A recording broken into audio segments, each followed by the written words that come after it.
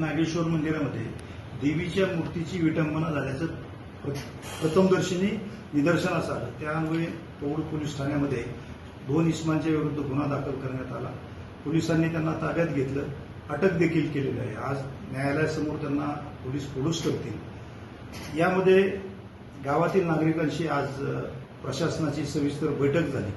बाहेर माध्यमांमध्ये जरी काही चर्चा असल्या तरी प्रत्यक्ष गावामध्ये पौडमध्ये किंवा पूर्ण तालुक्यामध्ये शांतता आहे, कायदा सुव्यवस्थेचा कुठलाही प्रश्न नाही।